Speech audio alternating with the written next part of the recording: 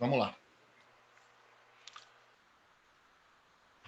Olá, boa tarde aos amigos da TV 247. É uma grande alegria entrevistar o Amaury Chamorro, né, analista internacional, jornalista equatoriano, que vai nos falar bastante sobre a crise política enfrentada pelo Equador. Boa tarde, Amaury, tudo bem? Tudo bem, obrigado pelo espaço e um grande abraço a todas e a todos que estão nos vendo agora. Amaury, muito bom ter você aqui. Eu já acompanho você há bastante tempo pelo Twitter. Sei que você atuou, né, colaborou com o governo do Rafael Correa no Equador e tem trazido muitas informações sobre esse estado quase que revolucionário no Equador, né? Então, primeiro, eu queria que você passasse para o nosso público uma explicação sobre o que está acontecendo no país, né? Porque a imprensa brasileira recebe informações muito deformadas, né? Como se fosse simplesmente um protesto contra medidas econômicas, e a gente tem... Nem todo mundo conhece o contexto do governo Lenin Moreno, como ele traiu os compromissos do governo anterior. Então, queria te pedir para começar dando uma pequena aula sobre o que se passa no Equador para o nosso público. Bom, obrigado. Vamos lá. O primeiro que a gente tem que entender é esse tipo de mobilização, né? Não é a primeira vez que isso acontece no Equador. Há uma história já de participação das comunidades indígenas e, mais recentemente, também dos movimentos estudantis, dos trabalhadores do campo rural, também a classe operária do Equador, que disputam com o Estado equatoriano, de alguma forma, a tentativa ou não de implementação de medidas econômicas neoliberais, né? As marchas indígenas já acontecem no Equador faz 100 anos. Há 100 anos que, constantemente, quando a economia acaba afetando os setores mais vulneráveis, e principalmente setores indígenas, eles se organizam, principalmente os indígenas da Cordilheira dos Andes, né, onde fica Quito, no meio da cordilheira, e eles se mobilizam, caminham até Quito pressionar a presidência da República. Durante os anos, no começo dos anos 2000, foram muitas mobilizações, inclusive o Equador, antes da Revolução Cidadã, ou seja, antes de 2007, chegou a ter, durante 10 anos, 7 presidentes. Ou seja, era quase um presidente a cada ano e meio. Eles eram derrubados pelas organizações sociais, pela mobilização cidadã. Porque essa marcha que aconteceu nesses últimos 10 dias não é apenas uma mobilização indígena. Obviamente, eles são a maior parte do grupo, inclusive visível até pela sua vestimenta, as vocerias, né, os porta-vozes dos movimentos indígenas são os que mais falam, os que mais espaço tem na imprensa. Porém, aí a gente tem uma grande variedade de organizações estudantis, professores, todo tipo de gente, inclusive a cidadania não organizada. Ela também saiu às ruas, muita gente, a grande maioria das pessoas que estavam na rua, inclusive não era das organizações indígenas, era a população comum da cidade de Quito. Então, o que aconteceu? Lenin Moreno, faz 12 dias, lançou uma medida econômica muito difícil para o Equador, que é o aumento da gasolina e do diesel, mas assim, um aumento tremendo, chegando a 123% o preço do diesel. E qual a justificativa, Amaury? Desculpa interromper. Qual a justificativa para... Já estou mandando um monólogo aqui. Vamos já... Não. É importante esse contexto todo. Qual foi a justificativa que ele apresentou para um aumento de 123%? A justificativa na verdade, tem a justificativa que é do governo, que é, olha, nossa gasolina é muito barata e, basicamente, a nossa gasolina está sendo contrabandeada para o Peru, para a Colômbia, para ser vendida por um preço maior nos outros países, e também porque a gasolina faz parte da produção de coca. Então, nós somos vizinhos da Colômbia, que é o maior produtor de cocaína do mundo, e a nossa gasolina está indo para lá porque é mais barata para produzir coca. O que é ridículo, não é verdade. Lenin Moreno está mentindo. Não é a primeira vez que ele mente, mas é também uma outra mentira, essa justificativa que o Equador subsidia um combustível que é contrabandeado para um outro país. Na verdade, o que tem de fundo? O FMI está obrigando o Equador a assumir uma série de compromissos de uma reforma econômica muito dura, muito difícil para a população, e em troca disso vai receber um empréstimo de 10 bilhões de dólares, que é quase 10% do PIB do Equador, para poder, por exemplo, desde pagar salário de funcionário e tal, mas, na verdade, esse dinheiro a gente sabe que ele vai direto para o sistema financeiro internacional de volta. muito boa essa aula que você nos deu aqui. Deixa eu só saudar dois assinantes que estão chegando agora, o Carlos Silva e também Jaque Marins, que se tornaram assinantes aqui da TV 247. Amaury, você falou que em 10 anos o Equador chegou a ter 7 presidentes. Como é que o Rafael Correa, com a Revolução Cidadã, conseguiu dar estabilidade política ao Equador? Porque ele fez um governo para essas pessoas que saíram para a rua derrubar presidentes. O Rafael Correa enfrentou o FMI, enfrentou os Estados Unidos. Quando ele ganha a eleição, é histórico isso. Quando ele ganhou a eleição, o presidente Correa deu uma coletiva, ele falou: venho aqui a confirmar aquilo tudo que eu disse durante a minha campanha. A primeira medida que eu vou tomar vai ser expulsar do Equador o FMI e o Banco Mundial. Então, por aí você já entende o que ele fez. Depois disso, o presidente Correa tirou do Equador uma base dos Estados Unidos, a maior base aérea que os Estados Unidos tinham na América Latina, ficava no Equador, que era a base de Manta. De lá, por exemplo, decolaram os aviões, os caças que bombardearam Afeganistão. Era uma base muito grande. O presidente Correa, assumindo a presidência da República, tirou a base de lá. Então, você imagina o tipo de governo que ele fez. Ele fez um governo protegendo as pessoas, com uma economia absolutamente em crescimento, com uma gestão impecável. Inclusive, a ONU e a CEPAL utilizavam a economia, a gestão, a política econômica do Equador como uma referência mundial para países que dependiam da exploração do petróleo e também da exploração dos recursos naturais como forma de subsistência do país. Então, a forma da redistribuição desse dinheiro que entrava através da exportação do petróleo, o Equador era uma referência no uso para melhorar as condições de vida das pessoas. Então, o Equador tinha índices de desenvolvimento iguais aos do Haiti. E depois de 10 anos, o Equador teve um crescimento que se transformou num dos países que tem a menor coeficiente de desigualdade entre o mais rico e o mais pobre. Por quê? Por esse tipo de política econômica. Então, ele gerou estabilidade, gerou segurança, diminuiu a criminalidade. O Equador virou quase que um paraíso na América Latina. Agora, Amaury, você falou um ponto importante. Então, ele atacou, na verdade, essa submissão que era histórica do país aos Estados Unidos. Tirou uma base americana de lá. E ele tomou decisões que poderiam soar como uma provocação ao Império. Por exemplo, concedendo o asilo ao Julian Assange na embaixada em Londres. Ele sofreu ameaças de golpes de Estado. Por que ele não foi derrubado e conseguiu ficar 10 anos? Como é que você acha que ele conseguiu se manter? Porque o presidente Correa governou para a população e ele tem uma capacidade de comunicação de pouquíssimos presidentes no mundo que eu tenha visto. Sou especialista na área de comunicação política. É muito difícil encontrar uma pessoa que tenha a capacidade de comunicação e de conexão com a sua população, como o presidente Rafael Correa, como o presidente Lula tem, por exemplo, no Brasil.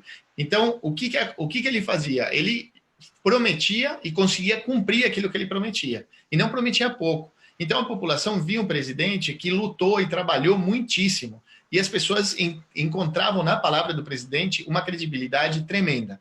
Para te passar um dado, teve um momento nas pesquisas que o presidente Correa tinha a credibilidade dele, chegava a 80% no Equador. E o dos meios de comunicação caiu, chegando a 11%. Ou seja, o presidente tinha a palavra dele, 80% da população acreditava no que ele falava, independente de ser de esquerda à direita, apoiar ou não apoiar, e a imprensa, independente de ser esquerda ou direita, só 11% acreditava naquilo que eles publicavam. Então, o que aconteceu? O presidente Correa, ao longo de 10 anos, conseguiu se comunicar e transmitir uma gestão de muito resultado no país, muito resultado. Inclusive, eu quero utilizar um exemplo reafirmando isso que você falou.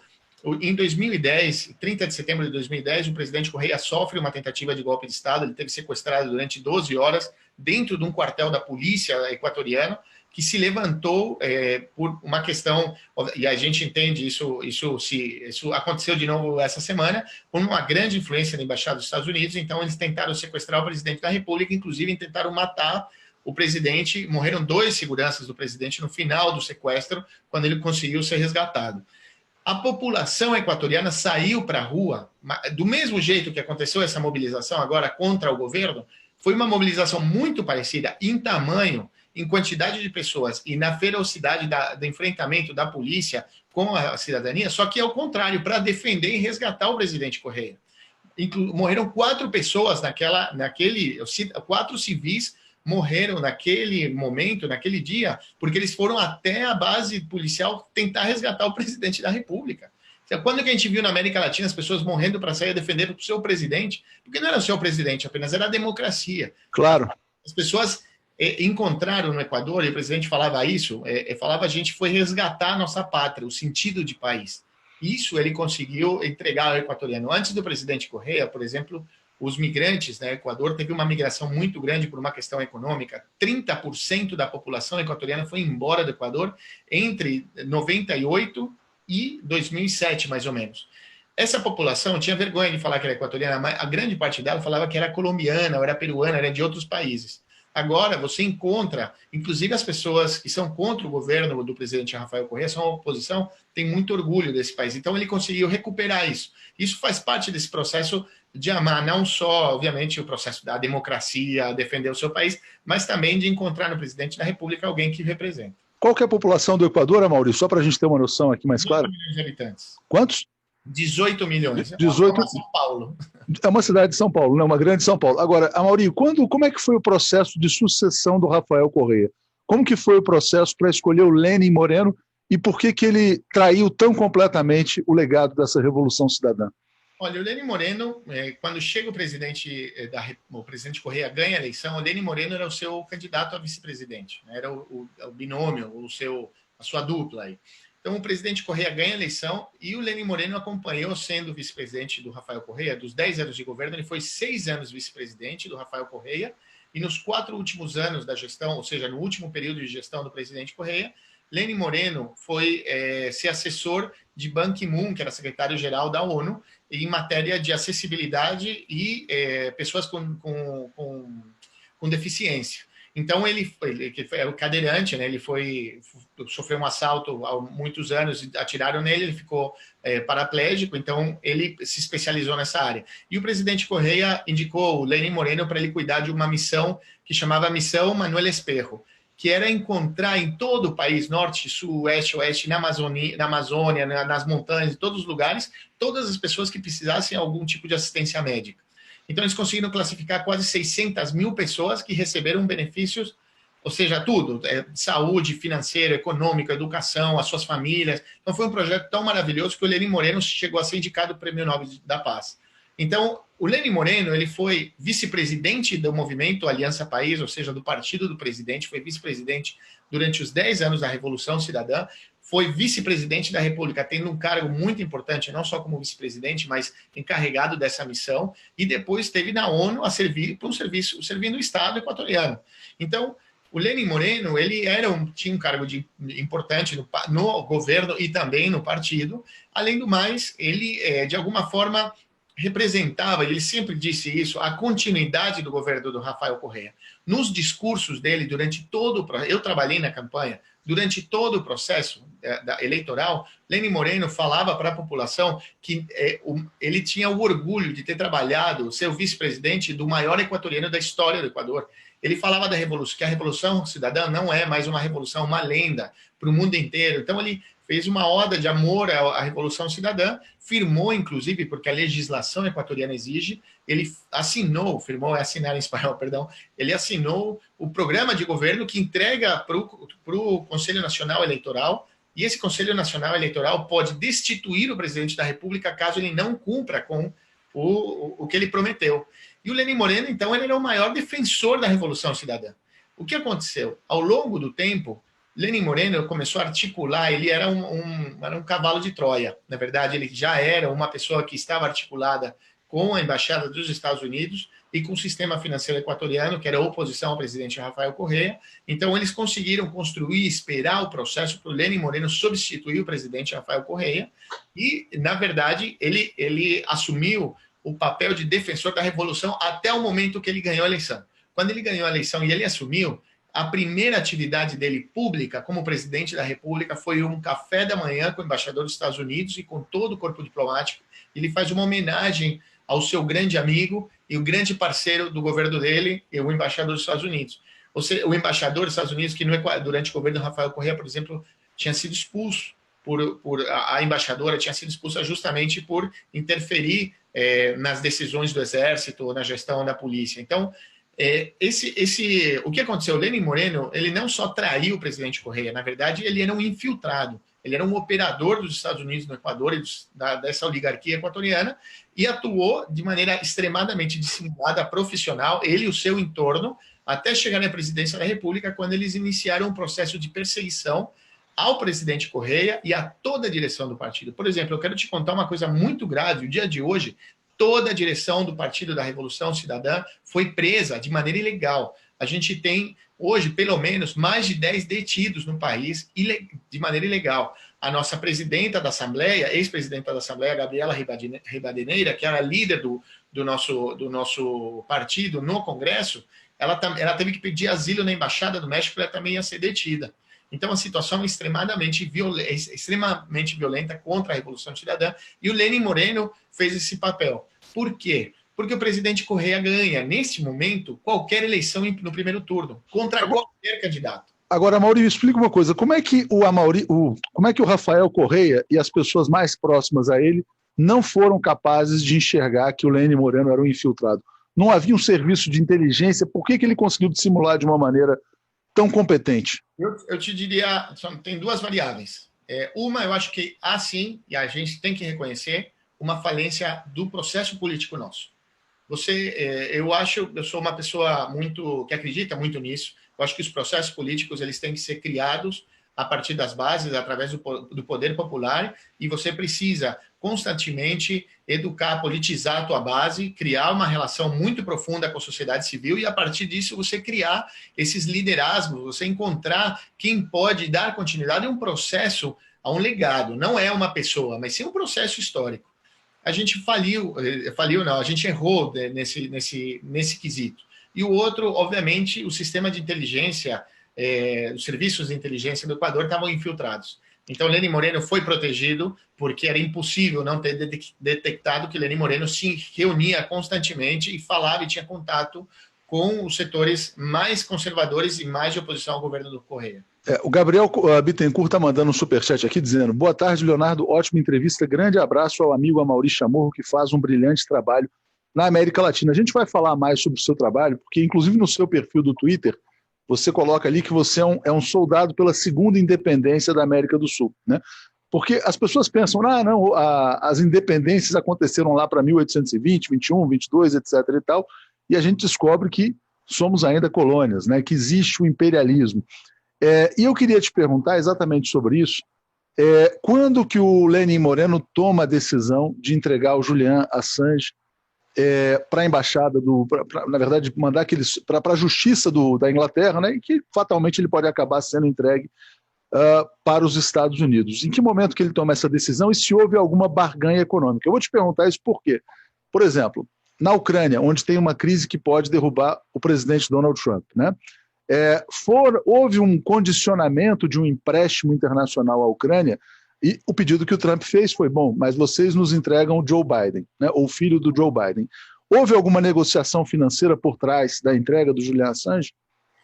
O empréstimo do FMI. Lembrando, o que aconteceu? O Lenin Moreno ganha a presidência da República, ele faz esse café da manhã já dando uma mensagem importante, enviando uma mensagem importante para todo o corpo diplomático, que estava no Equador. Lembrando que o Equador é fundador da Unasur, da CELAC, da ALBA, ou seja, de importantes organismos e entidades multilaterais de integração do nosso continente, né?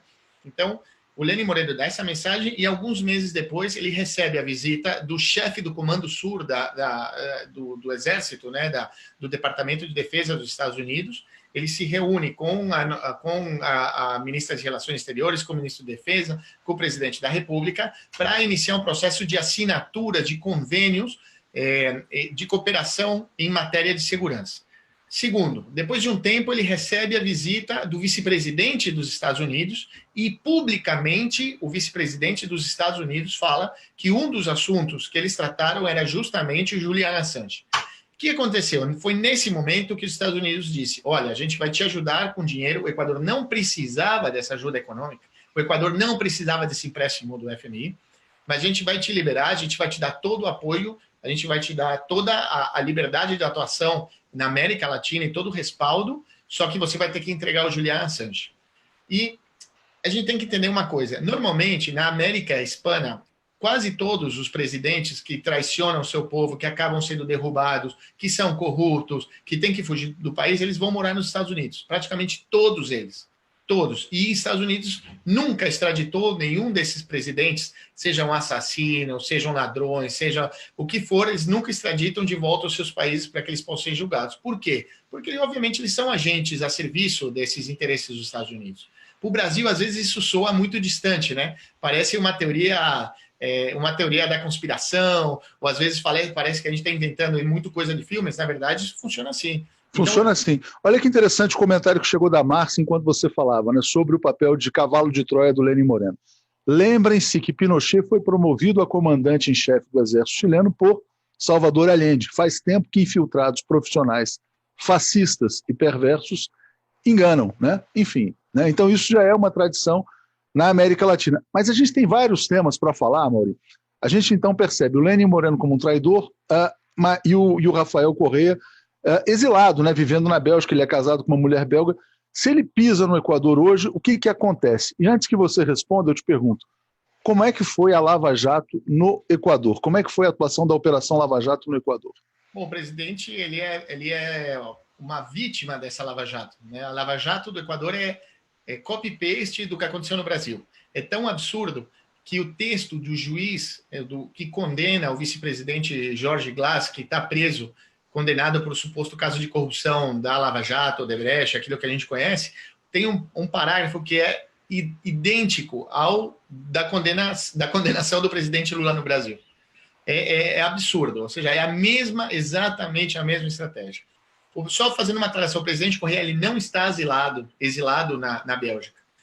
Inclusive, o governo equatoriano emitiu em espanhol fala boletas de captura, né? Duas ordens de detenção do presidente Rafael Correa, porque ele, segundo a lei equatoriana, quando você é convocado por um juiz para se apresentar e você não for, você acaba emite uma ordem de prisão em contra da pessoa. Só que o presidente Correa, para você ter uma ideia, o Ministério Público, né, seria o fiscal, no Equador se chama o fiscal, seria a máxima autoridade do Ministério Público, apresentou um pedido ao juiz, e o juiz remitiu ao Congresso equatoriano para que o Congresso retirasse do presidente Correa, obviamente, a sua proteção jurídica, né, por ter sido ex-presidente da República. Ele tem um foro especial, ele não poderia ter sido julgado na justiça comum. O Congresso equatoriano disse que não conseguiram aprovar retirar essa proteção jurídica natural de um ex-presidente. Mesmo assim, a Justiça emitiu uma ordem de detenção ao presidente Correa por ele não ter aparecido na Justiça equatoriana, sendo que na Constituição equatoriana e no Código Penal permite que qualquer cidadão equatoriano que esteja sendo julgado no Equador, ele pode se apresentar nas embaixadas, nos consulados e fazer toda a tramitação do julgamento dele, as audiências, absolutamente tudo, através do Skype, através de mecanismos como esse que a gente está utilizando para poder fazer a entrevista. E há quanto tempo ele não pisa no Equador, o Rafael Correa? Ele não pisa no Equador faz mais ou menos um pouco mais de um ano e meio. Faz um pouquinho mais de um ano e meio. Só que, então, o que aconteceu? O presidente Correa respondeu internacionalmente todos os processos, ele tem 52 processos. Desses, 27 são processos penais, os outros são cíveis, né? Então, e aí o governo equatoriano, no momento que condenou o presidente Rafael Correa, pediu para a Interpol a emitir uma alerta vermelha, né, uma detenção internacional e trazer de volta o presidente Correa ao Equador. Interpol denegou esse pedido 2 vezes. Por quê? Porque a Interpol examinou todo o processo e disse publicamente: isso daqui é um processo que tem características de perseguição política e a gente não está aqui para isso. Lawfare, né? Por isso que muitas pessoas, inclusive, falam aqui no Brasil que o ex-presidente Lula talvez não devesse ter se apresentado. Eu acho que o presidente não deveria ter se apresentado. Sim, e ido para alguma embaixada. Mas, enfim, cada um tem a sua estratégia. Claro. Eu acho que o presidente Lula é um ser especial para o mundo. Não é, o presidente Lula não pertence ao Brasil, ele pertence ao planeta, à humanidade em si mesmo. Muito bom. Uma decisão, eu acho que ele seria muito mais útil para nós todos, para a esquerda do mundo, se ele tivesse... Mas, Amaury, deixa eu te perguntar uma outra questão. Esse caso do Jorge Glass, eu acompanhei remotamente quando ele fez uma greve de fome. Ele é considerado corrupto, culpado pela população, perseguido? Como é que é o caso do Jorge Glass, que foi vice-presidente do Rafael Correa? Olha, o Jorge Glass, o que acontece no Equador? Obviamente, emulando o lawfare do Brasil, da Argentina e todos os países que tem acontecido, se sustenta em dois pilares, né? Primeiro, num sistema judicial absolutamente oligárquico, que trabalha conservador, que atua como um partido político, e as empresas de comunicação privadas, grandes sistemas de comunicação, que trabalham com uma espécie de um bloqueio da realidade do que acontece. Então, eles criam uma falsa sensação, eles trabalham muito a questão das percepções, das emoções, para que a população creia que vive num caos, numa desgraça, numa miséria, e no final você tem uma justiça que, apesar de atropelar o devido processo, apesar de não apresentar provas, condena a esquerda, condena os poderosos, um presidente da República. Então, a sensação que eu tenho como cidadão é que a justiça foi feita independente de qualquer coisa. E, na verdade, a gente vê agora com o caso do Intercept, todo o vazamento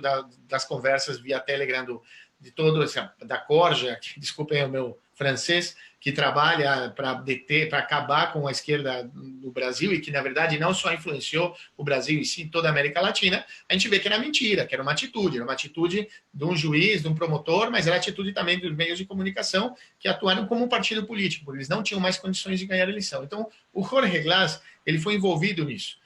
Grande parte da população acreditou no começo, inclusive para setores da esquerda equatoriana, que inclusive eram os setores que apoiavam Lenin Moreno, porque a decisão de Lenin Moreno ser presidente da República não foi do presidente Correa, foi do movimento, foi do partido.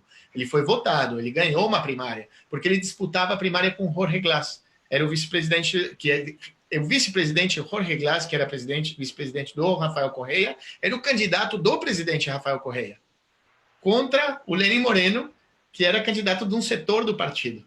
E nas internas ele perdeu, o Jorge Glass ele perdeu. Então, o Lenin Moreno atuou para deter o Jorge Glass, que fez uma denúncia pública de distribuição, que o Lenin Moreno tinha feito um grande acordo com a direita equatoriana e estava entregando o país, porque a gente sabe, né? Estava entregando as empresas estatais, os ministérios, grandes orçamentos para a direita equatoriana como uma forma de impactar. Então, ele, naquele começo, não tinha...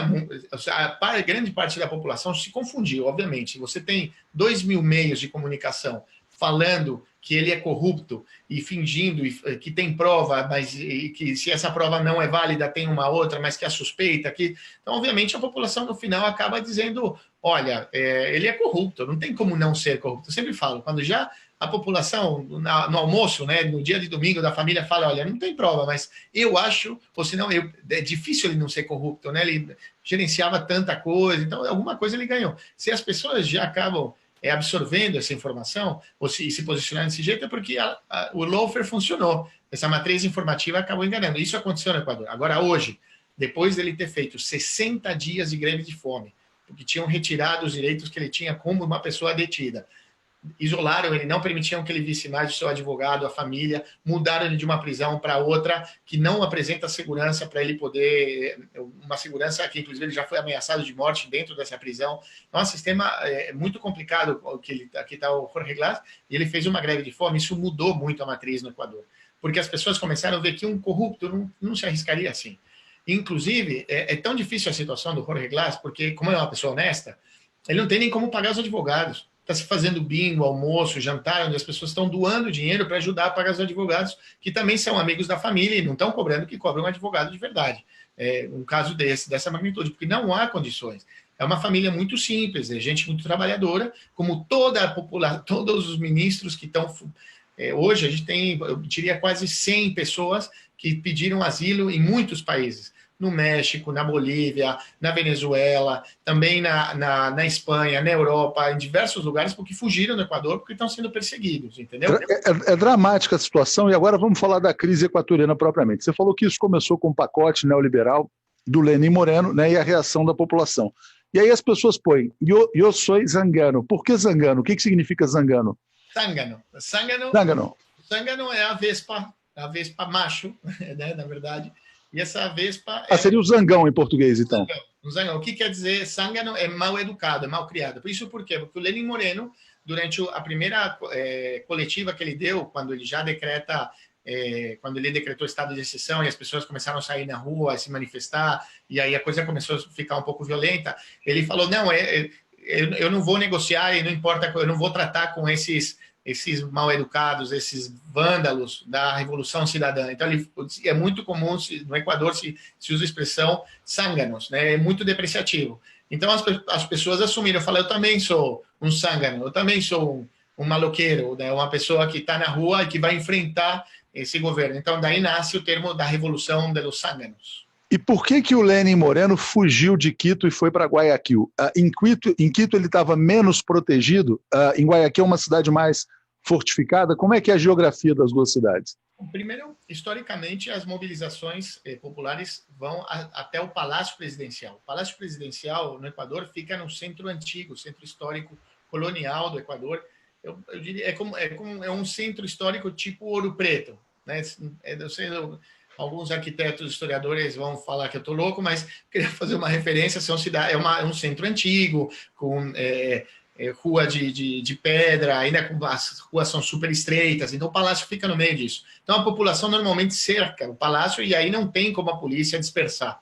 E o Lenin Moreno, inteligentemente, né, com apoio também dos militares e da direita equatoriana, o que ele fez foi não ficar em Quito, ele foi para Guayaquil, que é também a sede do poder econômico equatoriano, aí onde estão os principais partidos e o principal líder da direita equatoriana, que é o ex-prefeito de Guayaquil, Jaime Nebot, que é um ex-prefeito que já foi candidato 2 vezes, é a máxima expressão da direita violenta, assassina do Equador, e ele falou para o Lenin, vem para cá, e eles literalmente protegeram fisicamente o presidente Lenin com a sua equipe, até porque houve uma série de manifestações também, um monte de gente foi em Guayaquil tentar chegar perto onde estava o presidente da República, eles conseguiram repelir muito violentamente a ação da população. Então ele ficou lá enquanto o Quito foi tomado. Quito foi absolutamente tomado pelos manifestantes.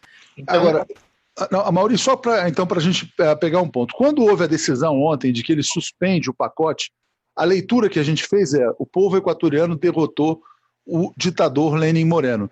Mas essa vitória está consolidada? Parece que não, porque a gente está tendo prisões políticas. O que está acontecendo? Vamos lá. Para entender um pouco o que aconteceu ontem e quem são os atores que negociaram. Isso é importante para o nosso público no Brasil entender um pouco mais a situação no Equador.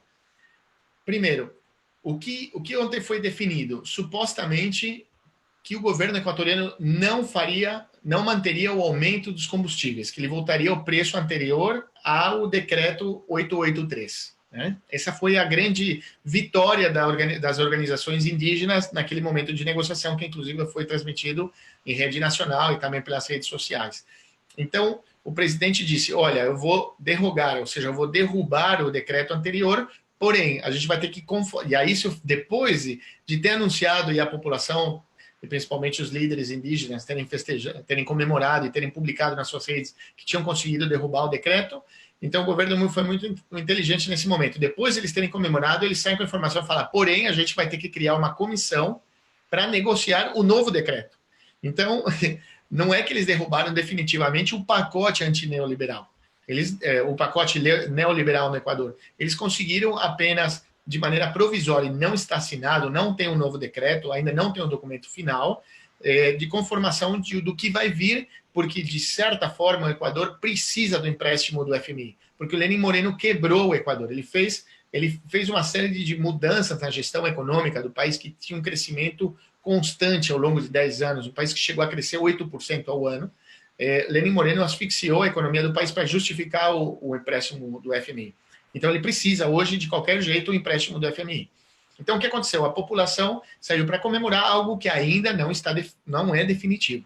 Né? E é também a comemoração de uma pequena parte do que é o total do pacote neoliberal, porque mesmo assim, apesar dele manter o preço da gasolina, vamos ver se isso vai acontecer realmente, você tem 200 mil demissões no serviço público equatoriano, você tem redução de salário, você tem redução de subsídios nas áreas agrícolas do país, você cortou, já as férias não são mais de 30 dias, são de 15 dias, tem uma série de mudanças que ele fez e que afetou também a qualidade do serviço público na área da educação, na área da saúde, que a população já sente de maneira geral. Ou seja, É um governo dos ricos para os ricos. Eu vou trazer uma notícia aqui, vou compartilhar a tela. Você vai ver uma notícia que a gente publicou hoje. Ó. Polícia equatoriana prende governadora de oposição. Paola Pabon transmite prisão ao vivo em sua própria casa. Um dia depois do tal acordo, a governadora de Pichincha, né, é presa e transmite a prisão. Você falou então que tem muitos presos políticos. Como é que é o caso dessa governadora que aconteceu hoje? Hoje, o Lenin Moreno prendeu todo o partido. Toda a direção do partido foi detida hoje, ao mesmo tempo. Então, há uma perseguição generalizada. A Paola Pabon, ela, inclusive, se falava que ela poderia ser pré-candidata presidencial, porque ela ganhou a governação, o governo, né? No caso, no Equador se chama prefeitura, né? O governo da província de Pichincha, que é onde fica a capital Quito, a principal província do país. Ela ganhou e teve muita força e ela teve uma grande capacidade de aliar certos setores, inclusive indígenas, que de alguma forma tinham se distanciado inicialmente da Revolução Cidadã. E ela estava fazendo um trabalho fantástico nesses poucos meses de gestão e era uma lideresa que tinha já se posicionado e já se falava que ela poderia ser a candidata da Revolução Cidadã. Então, isso daqui, o que ele está fazendo, Lenin Moreno, é decapitando, vamos falar, de maneira política, todos aqueles que poderiam ser os candidatos do presidente Rafael Correa, para que ninguém possa disputar a eleição contra a direita equatoriana, que praticamente vai sair com um candidato único. E ele saiu do partido, o Lenin Moreno? O que o Lenin Moreno fez? Isso é que é algo surreal que aconteceu no Equador. Quando o presidente Lenin Moreno ganha a eleição, ele obviamente troca aí o Conselho Nacional Eleitoral, ou seja, todos os órgãos de gestão do país, né, das funções do Estado, porque no Equador você não tem poderes, não são 3 poderes. Porque, segundo a Constituição equatoriana, o poder emana do povo. Então você tem funções do Estado. E no Equador não são 3, são 5. Então o Lenin Moreno, de maneira inconstitucional, mudou todas as cabeças de todos os 4 poderes, menos a presidência da República, que é a função dele. Então você tem o executivo. E uma delas foi o Conselho Nacional Eleitoral, que imediatamente destitui, ou seja, ele, um canetão, destituiu toda a direção do partido do presidente Rafael Correa, inclusive o presidente Rafael Correa, manteve o Lenin como presidente do partido, e o Lenin, o que ele está trabalhando já, e na verdade matou o partido, justamente sem acabar com ele politicamente. Imagina, é como se o Bolsonaro, através do TSE, expulsasse o presidente Lula do PT e ficasse com o PT. É basicamente... Olha, mas pelo que você fala, o Lenin Moreno chega a ser uma figura muito mais maligna do que o próprio Bolsonaro. Muito mais. E não parece, né? Porque as pessoas falam, poxa, né? Uma pessoa que parece civilizada, enfim. E a grande vitória dos Estados Unidos, né? Ter conseguido um personagem que durante um tempo, durante um ano praticamente, a esquerda do mundo inteiro não entendia a disputa dele com o presidente Rafael Correa. Porque o presidente Rafael Correa sempre foi de encontrar, de brigar, de falar com as pessoas, de atacar a imprensa, dele se defender da imprensa, ser muito duro com os jornalistas. E o Lenin Moreno era uma pessoa mais simpaticona, era alguém que não era tão conflitiva para alguns setores. Então o Lenin Moreno enganou, dava a impressão de que ele era um cara de esquerda, progressista, gente boa, mas na verdade ele tem muito mais presos políticos do que há no Brasil. Você tem 5 mortos nas manifestações, você tem uma série de desaparecidos, pessoas que ninguém sabe onde elas estão. Nenhuma instituição pública pode dar uma informação oficial. O governo proibiu. O hospital não pode falar quantas pessoas chegaram feridas, se elas foram a bala, se morreram, se estão vivas. O IML também não pode dar nenhuma nota à imprensa. Então a situação é muito complicada ainda no país. Muito grave. E Mike Lee pergunta aqui uma questão muito interessante. Como pode isso acontecer no Equador e a OEA ficar calada? Né? Vamos falar sobre a OEA, Grupo de Lima, esses países, e o Brasil e o Mercosul. Ontem, o chanceler brasileiro, que a gente sabe que ele é totalmente submisso aos Estados Unidos, ele solta uma nota em que ele se coloca contra o povo equatoriano e em defesa do ditador Lenin Moreno. Como você, como equatoriano, avalia a posição do Brasil, do Mercosul, da OEA, enfim? O equatoriano brasileiro, eu também sou brasileiro, graças a Deus. Porém, agora é muito difícil, porque a situação, a gente volta a essa América Latina que é absolutamente submissa, você tem governos absolutamente submissos aos interesses dos Estados Unidos. E se a gente analisar a história, com a chegada do presidente Hugo Chávez, a América Latina conseguiu praticamente 85%, ou 90% dos países da América Latina, depois da chegada do presidente Hugo Chávez na Venezuela, foram governados pela esquerda, que ganharam eleições de maneira democrática. Então, essa esquerda em todo esse continente se deu conta, e já sabiam, que era importante você criar um processo de integração para você poder enfrentar não só os Estados Unidos, mas também a União Europeia. Então, é muito mais forte se você tiver todos os países da América Latina sentados na OMC negociando em bloco, tanto matéria, sei lá, fitossanitária, impostos, autorização comercial, tudo, direitos humanos, a questões até militares. Se você tiver uma América Latina unida, com a quantidade de recursos naturais que a gente tem, quantidade de dinheiro, a gente conseguiria muito rapidamente superar os processos de subdesenvolvimento da nossa região. Só que para isso, e aí lembrando um pouco que você falou que tenho no meu Twitter, né, soldado da segunda independência da América Latina, que na verdade essa é a grande dificuldade nossa agora, é a gente conseguir encontrar um mecanismo de integração na nossa região para a gente superar o modelo de dependência econômica dos Estados Unidos, do FMI, da União Europeia. E a gente conseguiria isso com a integração do nosso continente. Imagina se todo o dinheiro, todo o recurso, que a gente fala, o dinheiro que está no exterior, né? Que o Brasil tem tantos bilhões de dólares, todos os países têm reservas internacionais para proteger a economia. Agora, imagina se todas essas reservas internacionais estivessem na América Latina.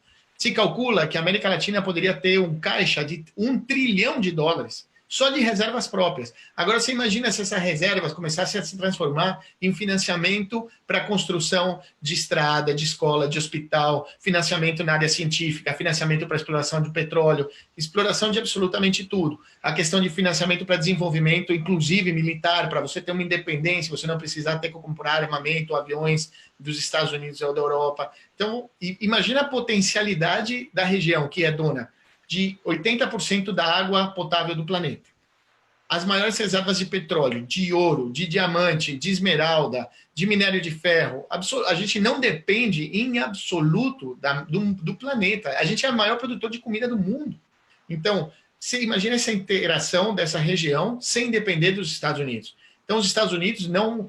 por que eles precisam? A Europa e os Estados Unidos, eles precisam comprar os nossos produtos, a nossa matéria-prima, muito barato.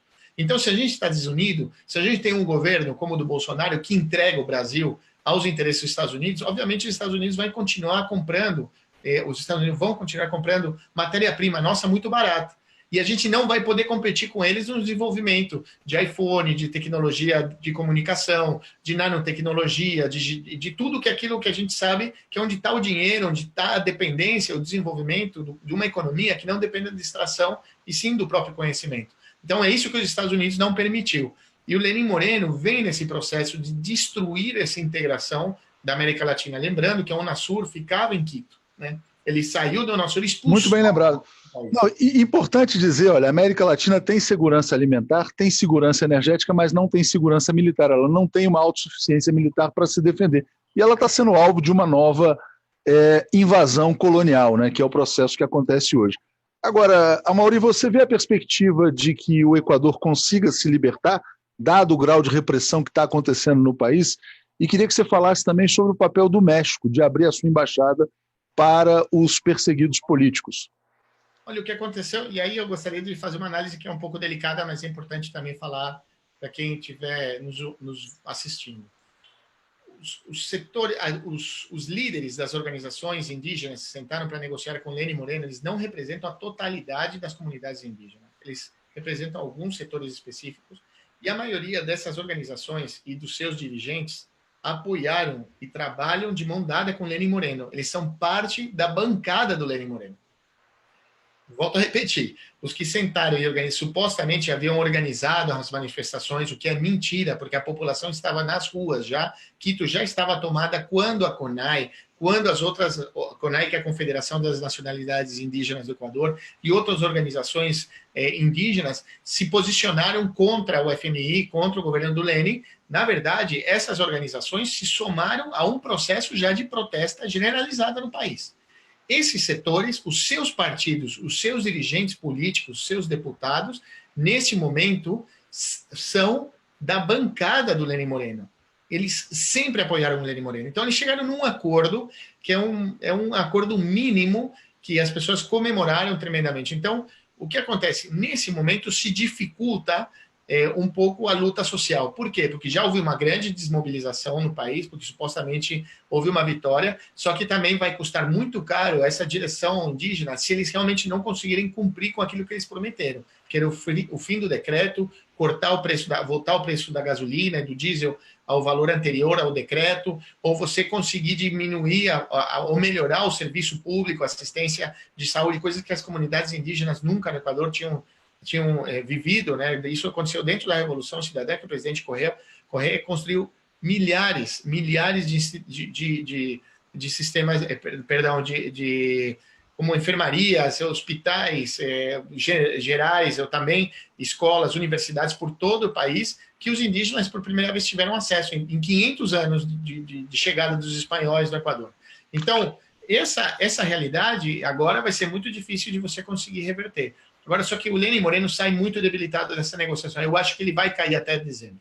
Ele cai até dezembro. Bom, tomara. Nair Rodrigues fala, está explicado porque o Lula está preso. O Lula teria muita força para unir a América Latina.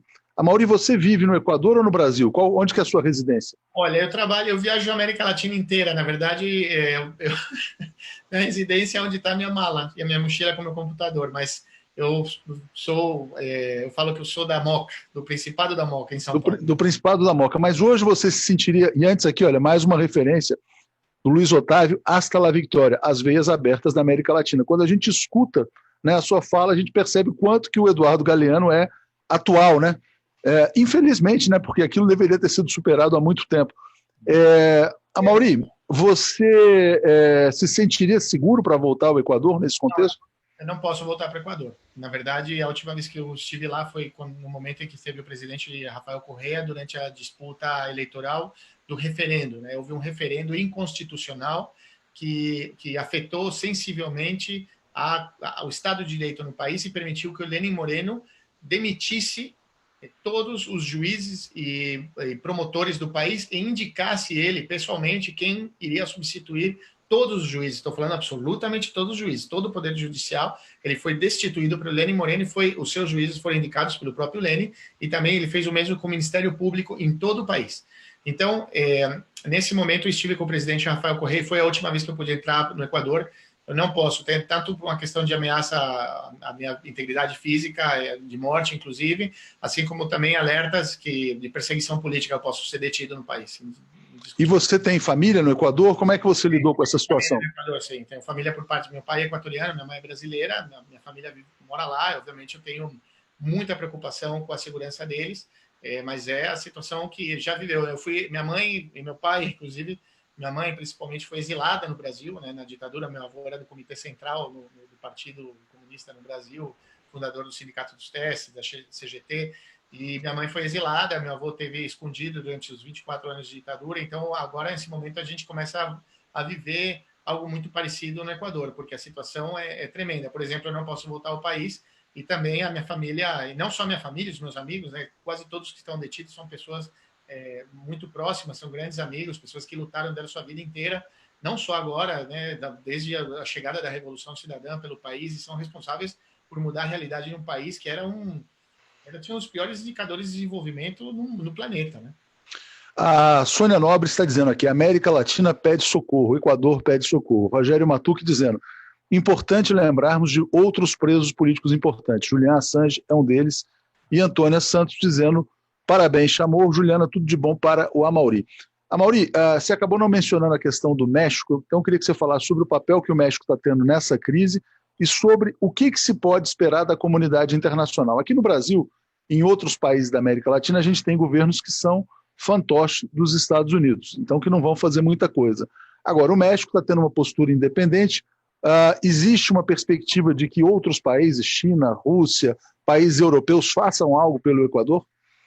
Olha, vamos fazer uma análise geral, né? Mas começando pelo México. O México tem uma tradição de receber e ajudar pessoas perseguidas políticas de todos os espectros políticos, né? O México é reconhecido internacionalmente por isso. Vamos lembrar desde o Trotsky, que foi para o México, também os republicanos espanhóis que tiveram que fugir da Guerra Civil Espanhola, nas ditaduras. Lá também esteve Anita Leocádia, né, a filha do Prestes, quando ela nasce, ela foi para o México, o bebê. Então, o México é um país que, historicamente, sempre ajudou as pessoas que foram perseguidas políticas. E, nesse momento, o Andrés Manuel López Obrador, né, o presidente, que é um homem declaradamente de esquerda, da esquerda dura mexicana, fazendo um governo de esquerda dentro do possível, né, num país caótico e muito, muito, muito afetado pela questão do narcotráfico e das guerras internas dentro do país, nesse momento está exercendo um papel importantíssimo na América Latina. Ele recebeu já diversas pessoas, ele deu asilo, por exemplo, ao nosso ex-ministro de Relações Exteriores, Ricardo Patinho, que é um homem histórico da Revolução Cidadã, fundador do movimento junto com o presidente Rafael Correa, que se encontra asilado no México. Recebeu nesse momento a Gabriela Ribadeneira, mas tem outros companheiros que já estão lá, morando exilados. E eles têm uma postura interessante, porque, inclusive, na questão da Venezuela, que sempre eu diria que é a pedra angular, né, da esquerda, inclusive das discussões internas da esquerda latino-americana, das esquerdas latino-americanas, o México chamou e não aceitou uma intervenção militar, o México não aceitou aplicar um tiara, o México não aceitou qualquer tipo de intervenção internacional em relação à Venezuela e chamou, junto com o Uruguai, a conformar um conselho de país que ajudasse a mediar um processo de diálogo interno no país para chegar num acordo de paz. Então, o México voltou a ser realmente um defensor dos direitos humanos, respeitando sempre obviamente, a soberania de cada país e a autodeterminação dos seus povos, que é o que aconteceu na Venezuela.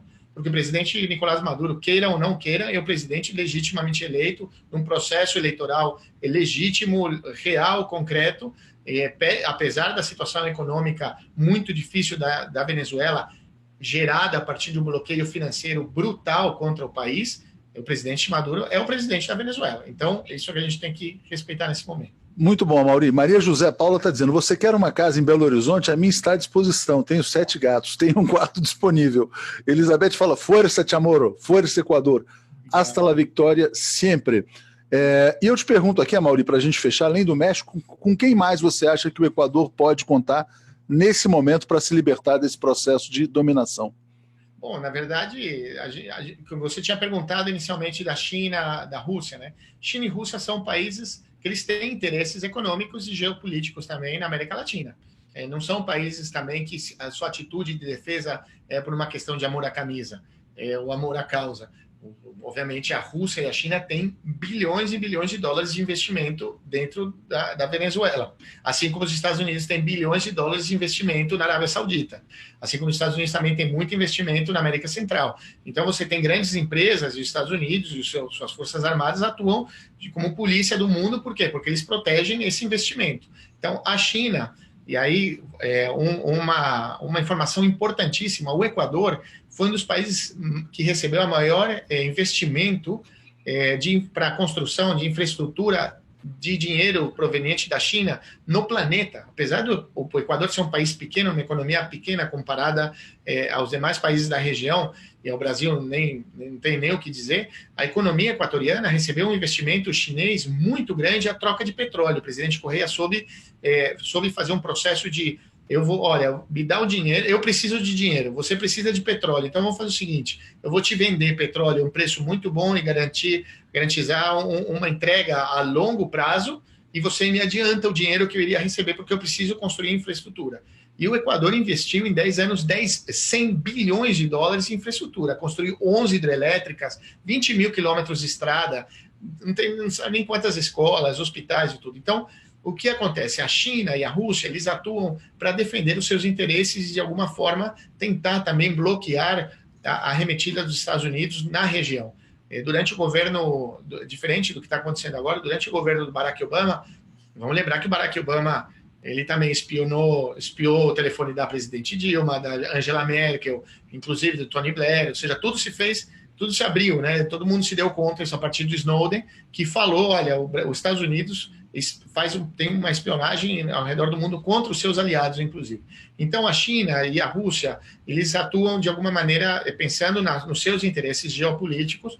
Obviamente, a Venezuela, com o tamanho da sua reserva petroleira e a importância da Venezuela para a América Latina, eles têm muito mais apoio. O Equador nesse momento, eu acho que vai ser mais do que apoio de estados, é apoio da população. O presidente Rafael Correa sempre foi muito respeitado, inclusive pela direita no continente, pela qualidade da gestão pública, da gestão da economia, também do crescimento econômico, a garantia jurídica, financeira que tinha o país para a inversão estrangeira, que nunca tinha recebido tanto investimento como foi no processo da Revolução Cidadã. Então, eu acho que mais do que países, as populações, os povos, os partidos, as organizações sociais do mundo inteiro estão comocionadas, estão comovidas, né, com o que está acontecendo no Equador.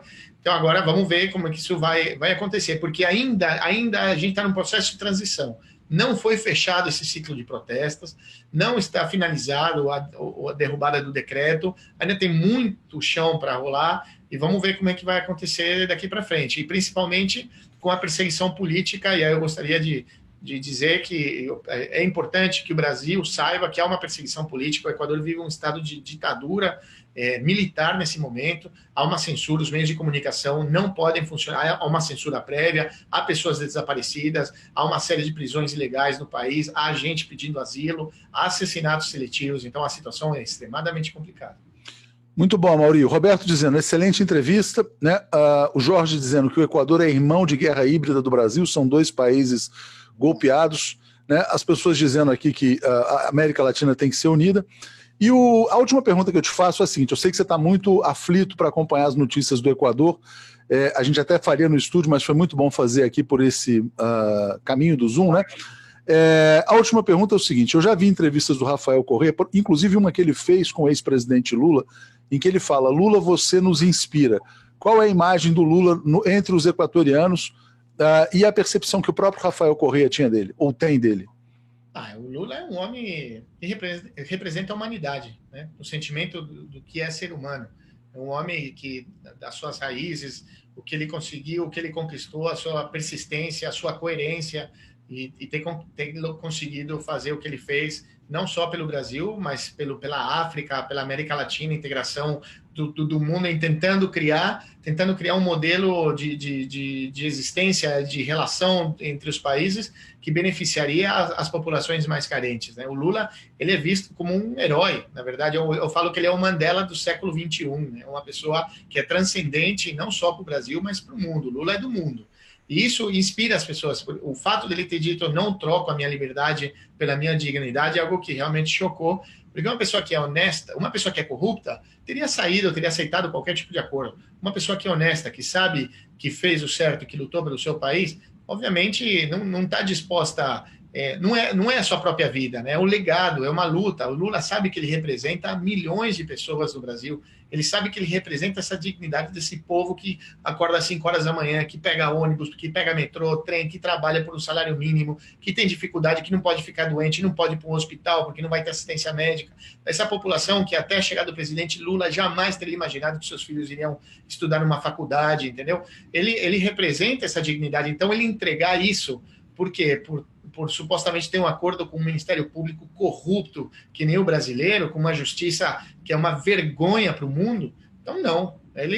Então, ele tem essa transcendência de um homem histórico, de uma lenda, né? O Lula é uma lenda. E essa é a visão, e essa é o que ele transmite para o continente, não só para o Equador. Muito bom, Amaury. Edi Azevedo dizendo: parabéns pela entrevista e o seu nível de conhecimento e comprometimento com a libertação da América Latina. Odila Carvalho diz: o Amaury deveria ser chamado mais vezes, então já estendo o convite aqui. Foi muito bom falar com você sobre o Equador, aprendi muito, né? Muito bom conhecer toda a história da Revolução Cidadã, e já está aqui o convite para você voltar quantas vezes quiser, você é de casa. Aqui, Amaury. Eu estarei sempre à disposição, em qualquer lugar da América Latina onde eu me encontrar, eu do mundo, eu estarei à disposição para poder falar e conversar sobre tudo, não só sobre o Equador, mas sobre todo esse continente que é muito distante, né? Apesar da gente fazer fronteira, a América Latina e o Brasil, apesar do Brasil ser da América Latina, tem uma distância cultural, idiomática, política muito grande, e falta um pouco mais de integração. Muito bom. Seu papel é fundamental. Um grande abraço, obrigado e até a próxima. Obrigado, Amaury. Tchau, tchau.